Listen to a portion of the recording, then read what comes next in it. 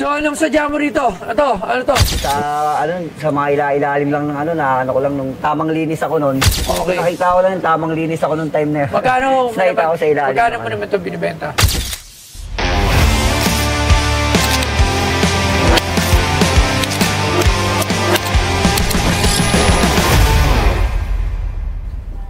Ba't may nakapasok na dito? Hoy, anong ginagawa mo rito? Benta sana ako ng ano mo eh. Kalakal. Lanta ka. Saan mo na ba? Kailangan na ng pera. O, lagay mo ito doon. Saan mo naman nakuha yan? Ano pangalan mo, bro? Lupyo po, Lupyo. Si Lupyo. 150. Ah, yung vlog na 150. Opo. Wala mga tattoo mo, bro. Di na Siyempre, naman. Francis M. Idol natin yan. Ah, idol. Hip-hop din. Siyempre, hip-hop rin. O, sino sa 1992? Sino to? Birthday ko po, kapanganakan. Oo, eto. Kapanganakan. Tapos ito yung OG, as OG sa TBS. Ah, oo, TBS to sign, no? TBS. Sino OG mo? Si OG Aldrich. Oh, Pwede Aldrich. po ba i-shout? Sa ano? Shoutout Oh, to si Aldrich, tsaka... Fairview po, Fairview. Oh, Fairview si Aldrich. Oh, nakasama ko lang din. Kasama nila Laro. At parang kasi... Bishop. OG Bishop. Okay. So, anong sadya mo rito? Ano to? Benta ko sa pangkuha. Ha? Hindi, Totoo ba? joke lang. Matanong ko lang. Hindi, joke lang po. Yung pinoportray mo sa Content ko lang Facebook talaga. content, pero hindi ka naman nagbibisyo. Hindi. Pero siguro dati. Kasi ako, aminado ko dati talaga. Dahon. Inamin ko talaga yun. Narihab ako, ilang beses ako narihab. Hindi, Hindi na yung... Kasi kami talaga dati. Talaga Hindi ko kasi... kaya yun. Kasi nung sagsagan talaga. Ilan ako na ba yun? Magte-30 po. Magto-32 10 years old. December. Tama. Kasi nasagsagan ng mga teenager kami. Mas malawak ang kesa sa mas lahat mas Natikman, kaso hindi ko kaya. Hindi ko mo kaya dalhin. pero at least para alam din nila na hindi ka naman talaga Hindi. Content lang talaga. Gusto ko lang mag-entertain ng tao, yung mga nalulungkot. Eto, puta na, pambenta nga ito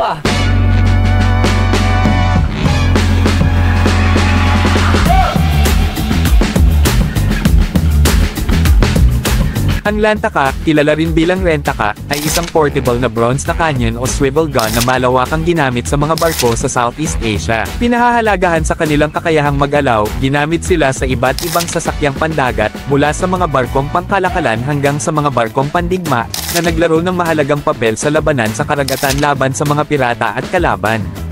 Ang mga canyon na ito ay nagpakita mula sa kahuli-hulihang bahagi ng 13th century, na umunlad sa paglipas ng panahon. Karaniwan na mas maliit kaysa sa kanilang katapat, ang Layla, ang mga Lantaka ay may iba't ibang sukat, mula sa mga hawak-hawak na sukat hanggang sa mga nakalagay sa deck.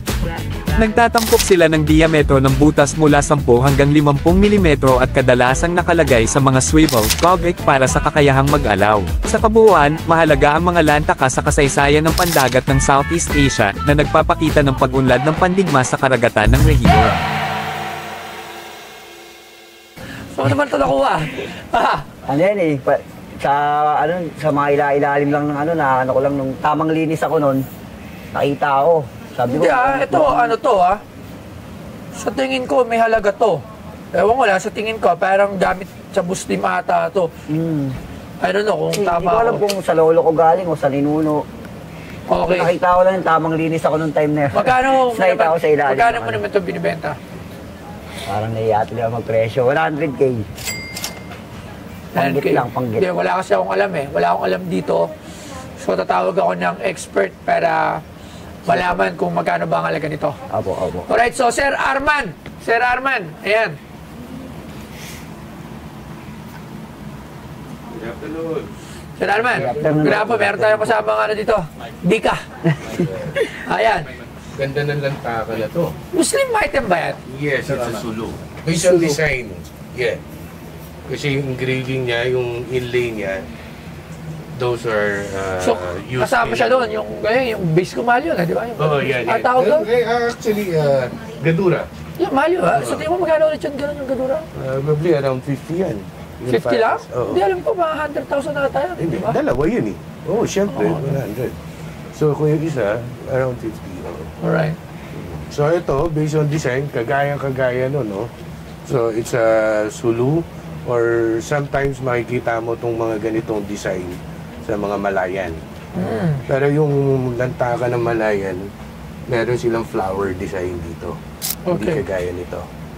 So, ito, may base to dito, nakapatong yan. Bale, nagsiswivel to eh. Nagsiswivel to. Itong canyon na Parang, to. ito siya. Ito, kasi ganito siya, oh. Oo, yan. Nagsiswivel yan eh. Ganyan. This is, ginagamit ba talaga sa labanan? Oo, nagamit. Nagamit to. Ito talaga kanyon. O, kanyon talaga to. So, kanyon siya. Saan nilagay yung bala? In-insert dito yung bala. Maliit lang. Oo. Tapos, dito nilalagay yung ano. Yung... Pansindi. Oh, yes. Pansindi niya. So, dito nag-i-ignite yan. Anong binabala rito? Pulbura eh. Pulbura. Sasaksakan ng pulbura yan bago yung bolitas. Bulitas lang, so maliit lang to. Maliit lang. Siyempre, maliit lang din itong butas. Eh di bulitas ko lang to. Ano bulitas? Magtingin ka ng bulitas ko. Ganon. Pero Puta maganda na. dito kasi yung inlay niya, pilak kata ito. Mukhang pilak eh. Mukhang pilak oh. It might be silver. Ganon ba? Silver siya. Parang silver siya. Yung gantong ano, gano'n na to katanda? Lantaka, usually nag-appear to around 1800 eh. So 1800 to. 1800s! Wow!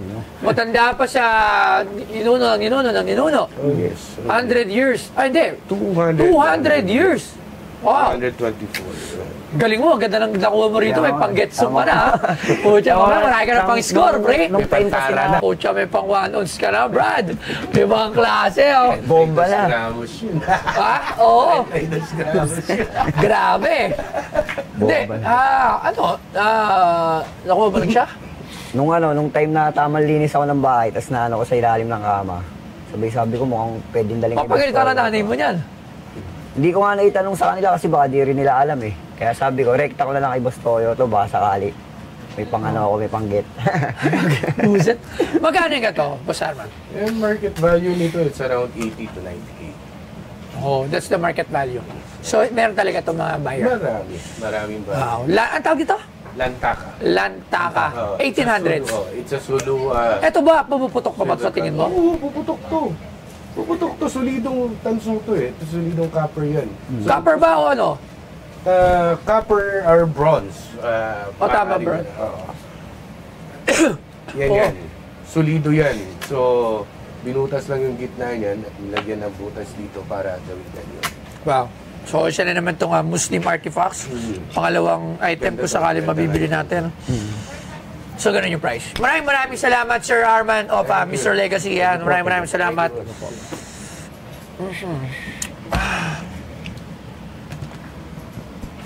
Brother, babawasan natin yung pang-getsum mo. 30,000. Parang bababos eh. Olats. Maglilibot ka. Kulang pa yan. Oo, hindi ka din. Pwede ba ako mag-price? Sige. Kasi sabi ni Sir, 90 to 80. 80. 40. Hindi kaya, kulang eh. 40 tsaka ano? G. Sakto po. 40 isa, 80. Magkano ba ngayon yung mga gano'n? Mga one? Hindi ko na rin alam eh, kasi... Natakot ka, baka mahuli ka ng Fidelia. 2013 wala na ako eh. Wala na. Wala na ako eh, talagang. Content na lang talaga. Content na. Nakakapag-entertain naman, nakakatuwa yung mga mapanood kita eh. Ganun. Hindi, pero ako hanggang ngayon nangiwi pa ako. There's instances na pag nakipag-usap ako, yung feeling ko nangiwi ako, yung pinipigilan ko, lalo pa siya nang humingiwi. Kumbaga mannerism na eh. Meron talaga mga ganun. Ang pinaka-mannerism ko na hindi nawawala sa akin, sa pa ko. Yung daliri ko sa paa, gumagalaw pa. Kahit naka-steady lang, kahit nakasapatos, makikita mo, gumagalaw yung lalaki ng paa mo. So, yun yung mga... Mga ano dati. Mga side effect ba? Side Mga effect, mannerism, di ba? Hindi na mawawala yun. Oo, hindi naman. Ang importante, nakawala ka. Oo, nakawala. Ang importante, nakawala sa Aminado bisyo. naman ako, hindi ko talaga kaya. Oo. Na-take ko, pero hindi ko kaya eh. Sabi ko, ano na lang ako. Tapos, yun. Kasi nung dumating sa time na parang naano ako, nabaliw. Oo, napananig ka na. Kasi yun talaga epekto no. Nagpapatiw. Sabi ko, Iba, hindi ko na kaya. Iba yun, iba. Pero sabi ko na lulong talaga. Oo, yun. So, okay, nakipagkwentuhan ka na sa akin. Niloloko mo ako. 50,000. 50. Task price, 60. 60, magkano ba sabi ng ano? 80. 150. Sige, para makatulong ako sa bisyo mo. 60,000 pesos. Ayan ha. 60. Tinutulungan na kita sa bisyo mo. Ganun ako kabait. Pinide, joke lang po. Ito ay for entertainment only. Alam nyo, don't ever do this. Alright? If you have tried, tama na yun, nasubukan lang. Nasubukan lang, oo. Pero, papapayo sa hindi pa nakasubok, wag po tayo magtatry. Lalo sa mga bata. Yes, don't ever do possible. wala kang makukuhang maganda Ganda talaga, oo. sa alright, so maraming manapalpalit. Lupio po, Lupio. Lupio. Kilala ko sa 150. Opo, So, opo. Lupio, maraming salamat sa iyo. Thank you po, So, Sir Boss Toyo. interview na lang tapos sa opisina. Thank you very much. So, ayun nga, papasalamat ako kay Boss Toyo kasi 100 tapos napunta sa 60. Siyempre, pwede na yun, panggit over na yun. Kaya maraming salamat sa Pinoy Pawn Star at kay Boss Toyo. Thank you po.